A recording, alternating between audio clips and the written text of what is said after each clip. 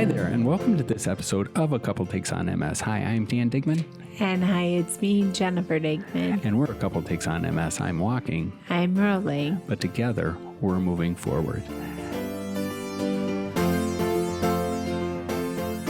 This really, and Jennifer, if you've been counting, but this is a really special episode for us because it's our 100th episode of A Couple Takes on MS. Can you believe we made it this far? No, yeah. I can't. And just, yes, we're at 100. It's gone quickly, but we're here. We are here. And Jennifer and I had thought about, who we wanted to share this moment with. And we were thinking 100, I keep saying years, but 100th episode. And it came back to someone really who was there at the very beginning for us after we launched our blog. And just, and it's somebody who really helped us to find our voice and really encouraged us to keep going. So we are so blessed and excited to welcome Cathy Chester to the episode today. Hello, Cathy. Hi, Dan. Hi, Jen. So happy to be here. You know what avid fan I am of both of you, separately and together. So thanks for having me. Oh my gosh. Thank you. Thank you for being here, Cathy. And I think, for anybody who doesn't know who Cathy is, Cathy was diagnosed with MS back in 1986, and she's been a powerful voice in the MS community ever since, long before there were treatments or even an online space to connect. She's a certified health advocate, patient leader, and the creator of the award-winning blog An Empowered Spirit, where she's inspired and educated countless people living with MS, including Jennifer and me. And her work has been featured across major health platforms, and she's been recognized with a Lifetime Achievement Award from a social health network. But most importantly to us, she's been a very dear friend and someone who has, as we said before, has helped us to find our voice in this space. And Cathy, 1986, so truly then this is, what specific day in 86 do you remember? Everybody talks about their anniversary, but I really didn't think about it back then because I didn't know anybody else with MS. We didn't talk about it, but I know it was in December sometime. And so I just talk about it the whole year of it being the year of such and such anniversary. Yeah. And Dan and I were wondering, he and I were quite young when we were diagnosed, as I imagine you, when you were. And you have a family. Where were you in life when you were diagnosed? So, like so many other people, I actually started having symptoms when I was 21, right after college graduation. Being young and naive and ignorant, I was ignoring all the symptoms until 1986, when my feet got numb and I started getting all kinds of symptoms. And luckily, the blessing of it, besides my wonderful parents, was I had a great boyfriend who was very devoted to me, and I gave him the chance to leave because I knew that the unknown of MS, which I had no idea what it was. There was no internet, no books. And he chose to stay, and thankfully, we've been married since 1988. So that's where I was. Yeah. So I was really, that's a blessing. That's a true blessing to have had him as my boyfriend, and then, yeah. And your husband now. My advocate. Yeah. And congratulations. Yeah. That's you. Wonderful. So I just wanted to kind of put us back in that space that you were young, like so many of us now who are diagnosed, and that's proof positive that you can have longevity with this disease. And you can, and like I said so many times over the years, there were no medications. There was steroids or nothing. They told me to give up my job. I was working in Manhattan for my dream job, and they told me to give up my job because you're supposed to just rest. I gave up my apartment and moved back in with my parents. That's what I was advised by my neurologist. And so my life changed drastically because of all of that. And that was a real kicker in many ways. Yeah. So it was a dark ages of MS, but it's certainly like anybody else today. You don't just sit back and take everyone's advice. You also have to listen to your own advice and advocate for yourself, even when there was nothing back then. Still same thing. And I guess then what was that like, back then, in terms of like, what gave you the, I guess truly the courage to advocate for yourself when people are telling you to, just stay home and rest.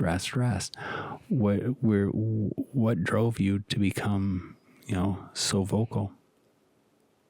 Well, I think that when you're faced with adversity, you really learn what stuff you're made of. And without even thinking of it, I knew that I had to do something, whether that was writing letters to the editor of the local newspapers about what MS was and hoping that there would be more information available and more research available. I started a support group through national for our local support group, and but it was a scary time because our local libraries had old books on MS, which were clearly outdated. Like I said, there was no internet. I knew no one, and and the advice was different back then too. I had a second diagnosis. My parents wanted me to get a second opinion, and in Manhattan, and that doctor told me there'd be a cure within 5 years. Well, we know. No. Yeah. Well, that's kind of comical It in a is. weird way. And when I've often commented that my doctor told me the same thing, and I was diagnosed in 97. And so it's interesting that, in 5 years, there'll be a diagnosis, and we're so close. And again, Cool. It's the same. Yeah. And you're the first person that ever told me that their doctor told them the same thing, which is so funny that it's you, Jen. But Time, I think it was Time, had just come out declaring that, so that was 1986. And then Time magazine came out with, they called it the decade of the brain, which everyone was certain there were going to be so many cures in the 90s for all of these diseases that had, the brain issues in common. And, so there you go, Jen. Yeah. And I think back when they came out with beta seron, and I didn't know much about the disease, and I was like, oh my goodness, there's a medication for it. I'm going to be cured. My doctor said 5 years. And that's, the longevity. And Dan's kind of smiling too, that it's just, oh, children. What was that like then, Cathy? I mean, you're diagnosed in 86 and, you're the brain and we're looking for this. And at that point in time, there were no treatments for the disease. But then, like Jennifer in 97, me in 2000, we had the ABC drugs. You were there when beta seron first hit the market. What was that like then, and how encouraged was that for you? Well, so I went 7 years, obviously, without any medications because beta seron came out in 1993. Mm-hmm. And so I was lucky, I was blessed and grateful to have an excellent nurse practitioner. I don't know if you're familiar with the great June Halper, who was an incredible force to be reckoned with. She was my nurse practitioner, and she put me at the front of the line because there used to be lotteries to get people on the first drugs.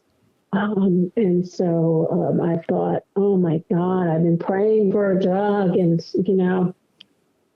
this was just the best thing that could have ever happened in my life. And, I was married, and by then I had a baby in 1992. So when beta serum came out, I thought, oh, this is just going to be the best. And so unfortunately, I had a lot of side effects on it, and I wasn't on it for that long. And then Avonex came out after that. And again, I had a lot of side effects on that. And then finally, I think it was 1996, when Copaxone came out. And I stayed on that for 22 years. But back then, when the drugs came out, there was almost like a deep sense of relief, because that we had really thought that would be, just like Jen said, oh yes, there's a cure. Yeah. This is going to really do so much for my MS. And, your hopes were so high. And as we learn over the years, you have to be careful with those hopes, because it doesn't always transpire into what you think it will be. No. So, no. Yeah. And I'm just thinking back, Cathy and Dan, I had one of those moments where I was thinking, oh, that's when beta serum came out. But no, when I was diagnosed, I did have the 3 ABC drugs for a choice. So then in the late 90s, I don't remember what came out, but that's when I thought, oh, that is a cure. And it was just another disease modifying treatment. And I suppose that's something Dan and I wanted to ask, and as delicately as possible. And I'm sure you'll get it. But it's like, now that we're older, what do you get excited anymore? Or are you, sometimes, Cathy, honestly, I feel jaded, where I'm like, I'm not waiting for a cure. I don't care about that. I want to fix. Do you ever feel that way, or how do you keep going? Sure. I mean, the emotional side of MS and the mental health of it is not discussed nearly enough, in my opinion, because there's a lot of ups and downs that we have to deal with when we pin our hopes on this and we pin our hopes on that. And plus, the information is always changing. But thank goodness, I mean, the new research coming out, and if it's a great thing for our community, then all the better. But it's like a seesaw of information that comes out that you rely on. Like in the beginning, I was told that I would have so many years less to live than the normal population, the able-bodied population, or however you want to word it. So semantics, but. The non-chronic illness population. Yeah, exactly. And I did a lot of homework before I became pregnant, because I wanted to find out about the percentages of children getting, God forbid, but getting MS, passed down from their parents. And there was a very, very, very small percentage, which, as we all know, has changed over the years. So things like that. And so while the information changes, it has good and bad to it. And I just kind of, I'm 67 now, and I'm reconciled to the idea that I pray that there will be a cure for the next generation. I don't expect to see it in my lifetime. I mean, this year is my 40th year with MS. That's a long run, since my diagnosis, I should say. But I just and I do feel jaded a lot of the time, which I never was before, but I slipped into secondary progressive over the last couple of years. So things change, as we all know, when that happens. So you kind of, if it's possible, learn to take things as they come, but keep a cautious eye, but keep researching, but never, ever completely give up on hope. No. Because without hope, what are any of us worth, Yeah. So it's hard. That's where the mental health comes into play, Yeah. We recently Dan and I were watching a online program with Dr. Aaron Boster, and he was talking about, not my words, not his, but just not so much holding out for a cure or a fix, but just controlling what you can control. Control your diet, your exercise, your attitude, your sleep, your water intake.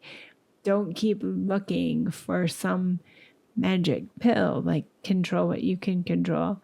And I think that was really good advice. And I imagine that's what sustained you for 40 years, Cathy, is just, doing the best in ways, staying up on research and controlling what you can control.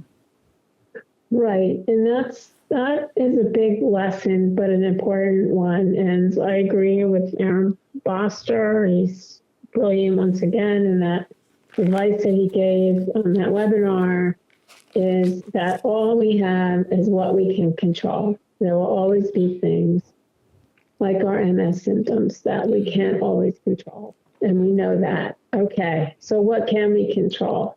And it's a day to day to day to day thing. And each day, for me, when you wake up and open your eyes, thank God you're there for another day. And then you set an intention for the day. And you do the best to realize that intention. Doesn't always work out, but maybe there's tomorrow, and you do what you can day to day to day. That's all anybody can ever do. So I like that. I like what you just said, that Aaron said, and I think it's great advice for all of us to follow,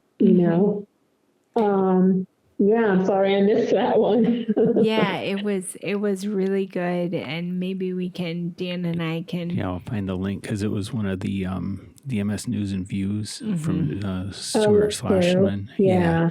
I mean, right. it was really good, and Boster was, as always, spot on, right? Right. And for everyone listening and stuff, when we find this this webinar that they had with Dr. Boster, we'll provide a link to that, but we'll also provide links in the show notes to Cathy's award-winning blog and just ways that you can connect with her.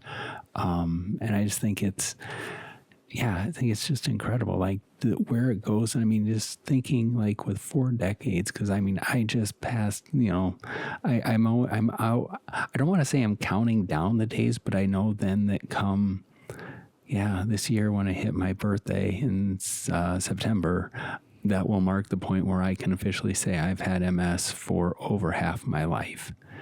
And and pushing 3 decades, you're at the 4-decade mark. And the one thing that I've always wondered, now that I'm in my low pushing mid 50s, there's always the question of how much of like things when my body feels like it's getting worse, is that MS or is that aging? And so, and like with living with MS now since '86, I mean, how do you navigate that sort of thing in terms of determining, well, what's MS and what's just natural part of aging?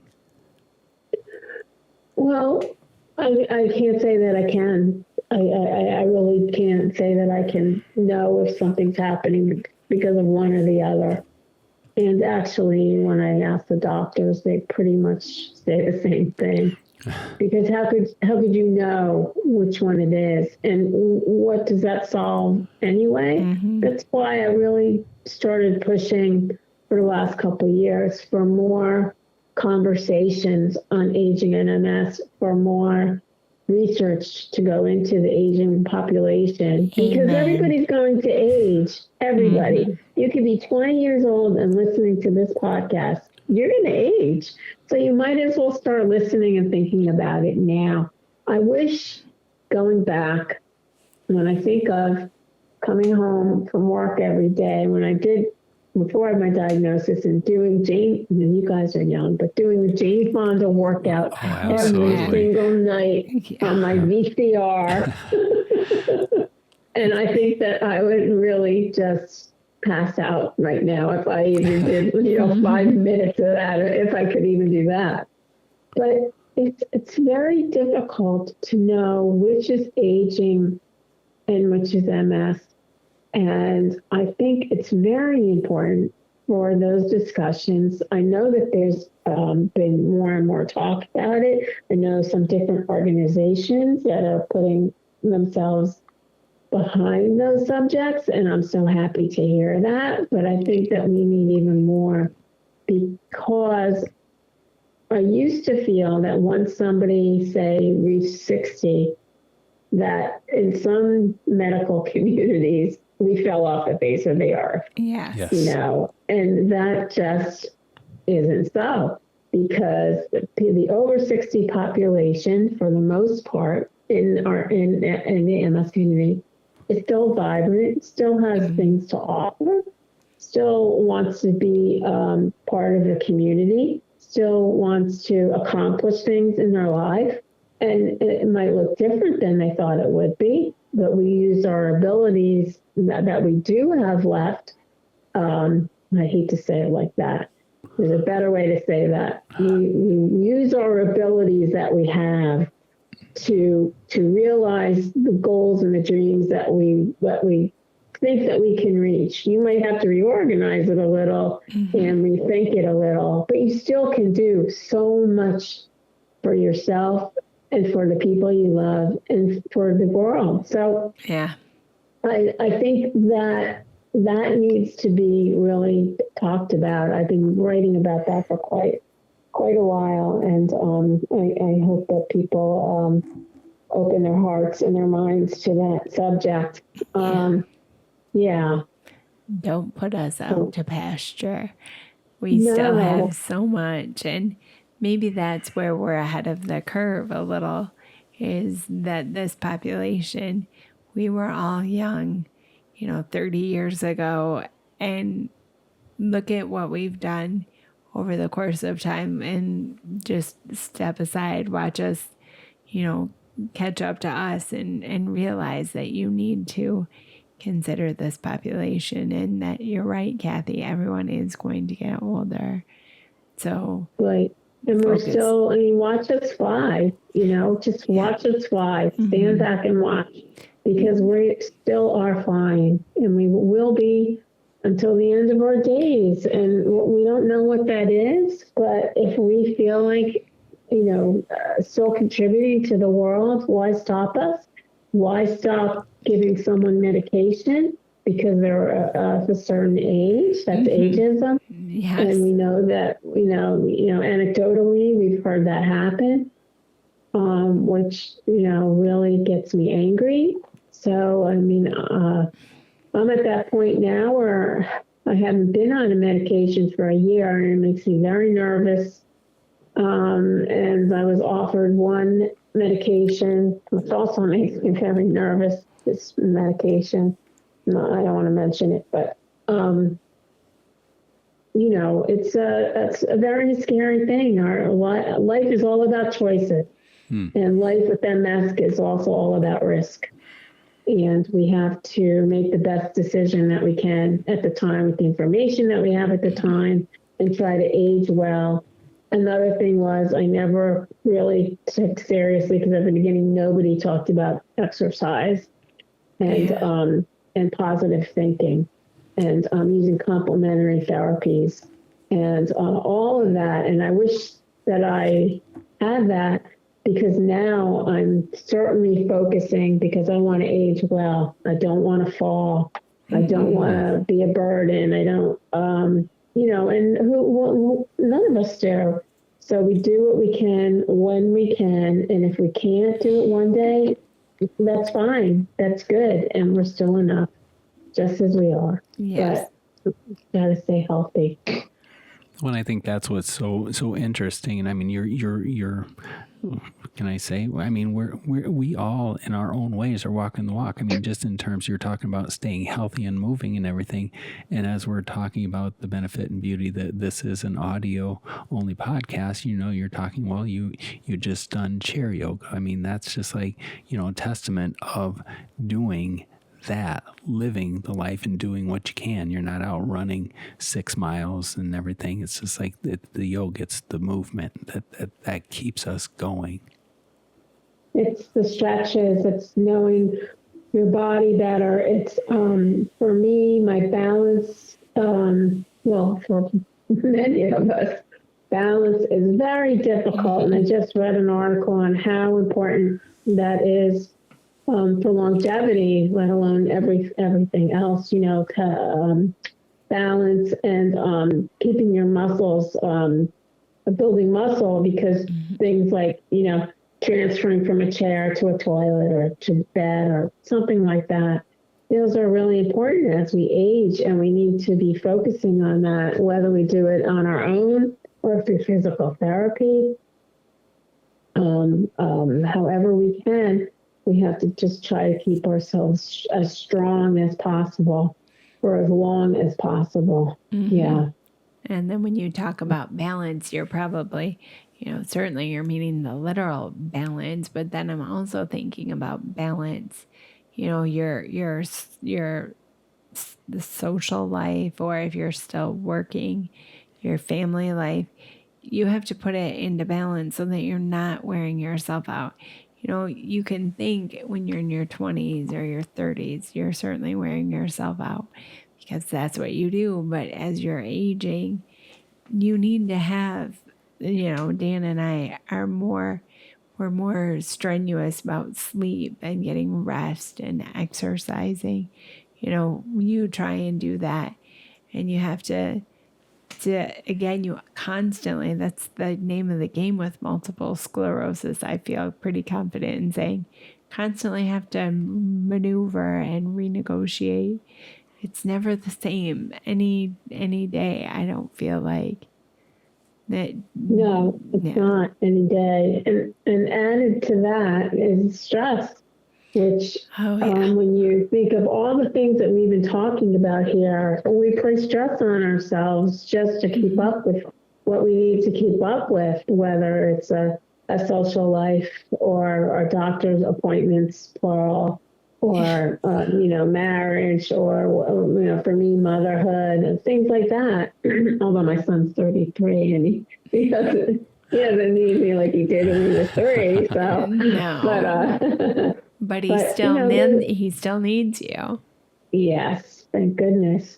But so the stress burden adds to what we have to deal with during the course of a day, and so we have to learn how to best manage all of these things. Like you said, Jen, you hit it on the nose. Balance, it has many meanings to it. And one of them is to learn how to balance your stress, your emotions. I've also been doing meditation more often and breath work, which I find very helpful for when I'm stressed.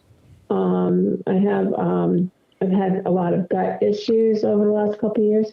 So I've been doing an app that teaches me, more breath work because of the gut-brain connection, and it's very helpful. So there's a lot going on with all our comorbidities too. And it's so important for us to keep our balance.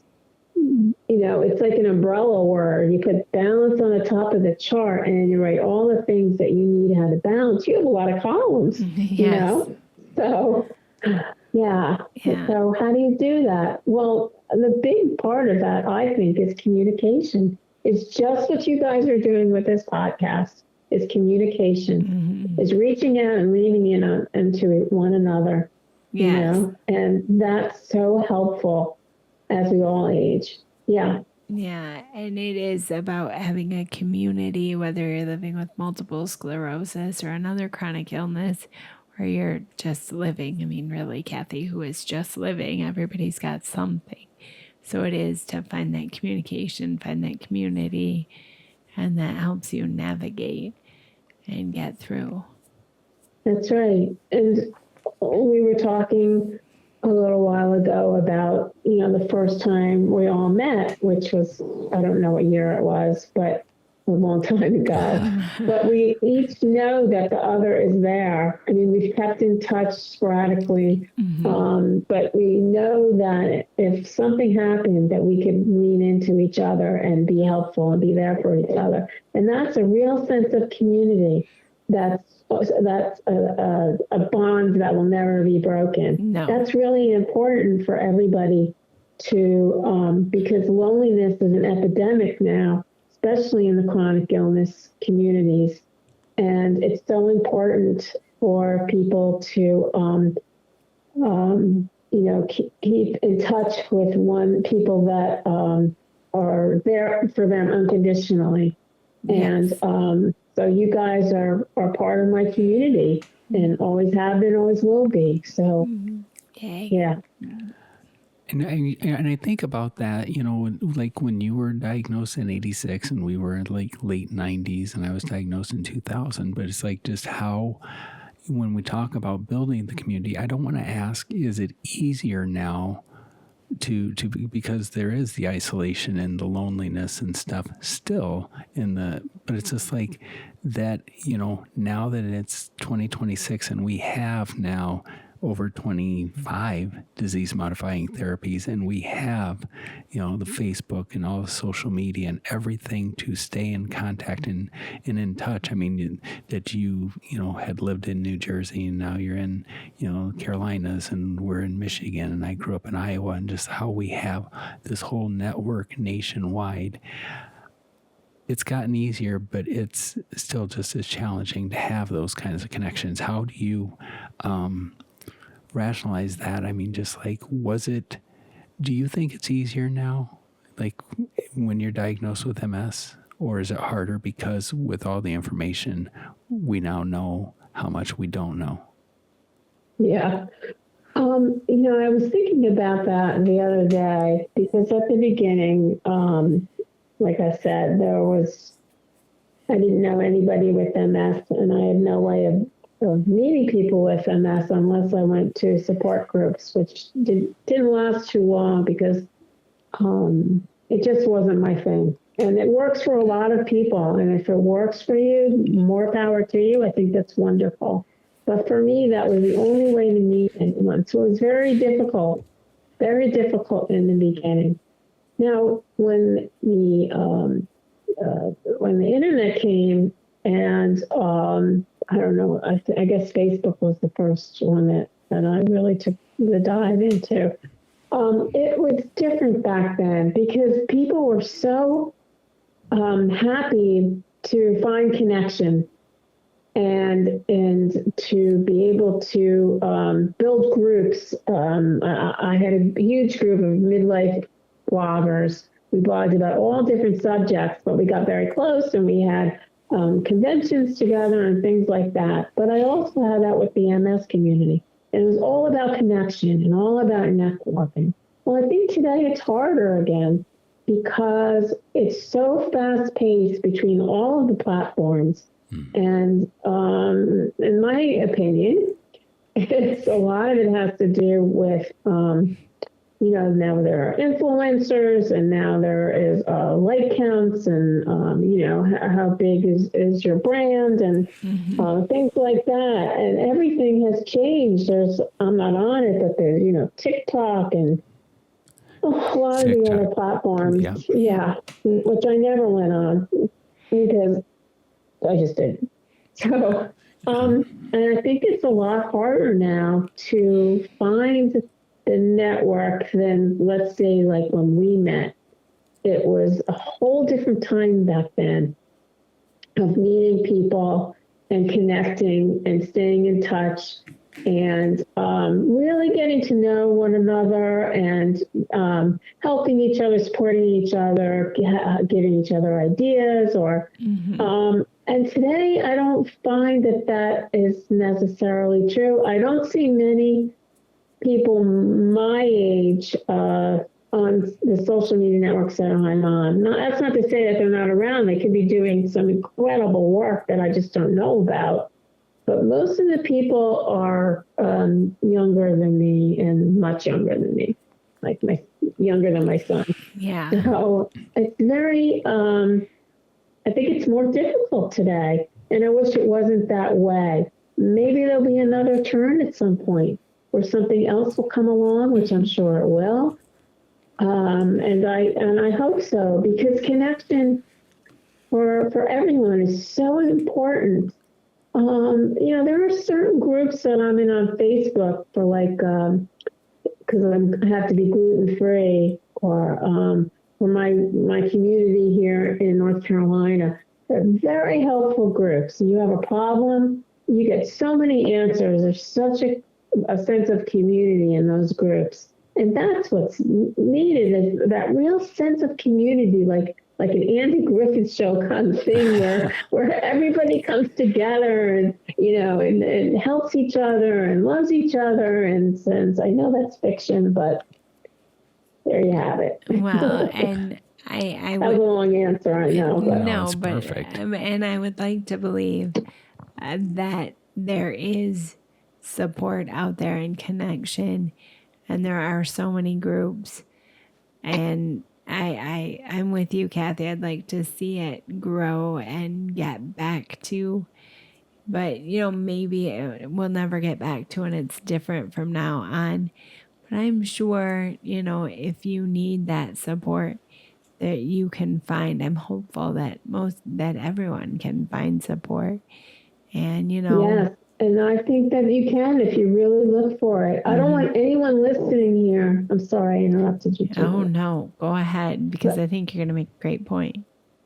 I don't want anyone here that's listening right now to feel that what I'm saying means it's hopeless. It is not hopeless. You can find groups. You can find the people who are your tribe. It's possible. Start your own. Do your own thing. Start a meetup, or I don't even know, because I don't know the possibilities anymore. But it is out there. Or ask your doctor if they know of any groups, local groups that they've heard are really wonderful. Or, there's so many, or ask one of the societies, or there's so many great MS organizations, not to mention all the great doctors like Dr. Boscher, who has this excellent YouTube channel, or like Stuart Schlossman's MSVs and News. Excellent channels where you really feel a part of it, and you can get your questions answered, and you can, quote, meet people in the chats, and maybe you could start a group from them. I don't want anyone to ever feel hopeless, because that's no such thing. No. You can reach out to me, which I am more than happy to help anyone, always. That's my mission till the day I die. I know that Jen and Dan feel the same way. That's who we are. And that's, sorry I'm talking to you guys, but I know that's who you are. And yeah, so I wanted to stress that point. And that was, I knew deep down you had some really great points to make, and Dan's clapping. That was a really good point. And there is such wisdom in that, and we will have some links to you so that people, if they want to reach out, they can connect with you. And of course, people can reach out to us at coupletakesonms.com, because you're right. I remember being diagnosed, Cathy, when they said, there's 250,000 people living in the United States with MS. And now there's over 1 million, and it's your tribe is out there. So don't stop looking, and don't get hopeless, and don't feel alone. So, that's right. Yeah. Never, ever. There's so many good people out there in our community. We are a strong community, and we support each other. Yes. And, yes, we are. And and then I think, as we talked about a lot, and I really liked what you talked in terms of like the research for aging in MS. And, when I hear and I read you writing things about this on social media and stuff, I'm just thinking, well, this is such an important population. So I guess the question is for those of us who are aging with MS and asking a lot of these kinds of questions, in your 4 decades with this, what have you learned that brings you peace and clarity in the middle of it all? Well, I mean, besides my husband and son, of course, because I could never be who I am without them. And aren't I lucky or blessed to be able to say something like that? But I think that I have a sweatshirt that says hope, because I've learned that despite what some of the things we talked about today, there is always, always hope. And I have to hold on to that. And I made a vision board. I hadn't done that in years, in the beginning of January. And I talked to a dear friend of mine, and we were going to do a vision board and put it around 2 words, joy and hope. Because in this crazy, crazy world, I think every day we should hold on to joy and hope.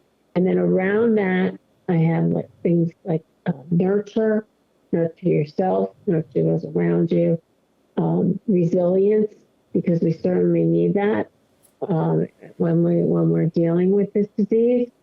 And so I've learned that it's very important to try to stay as positive as you can, and it's not toxic positivity. It is not toxic positivity, because I know when I'm dealing, like I said before, with my gut issues, if I start to feel negative, I start to feel sick. I mean, it actually is a gut-brain thing, and it's the same thing. I mean, I've heard that 80% of people with MS have IBS, like me, which astounded me. So there's a real connection between trying to see a silver lining in everything that happens to us. And I know that some people might be rolling their eyes at that, but I've done well with that.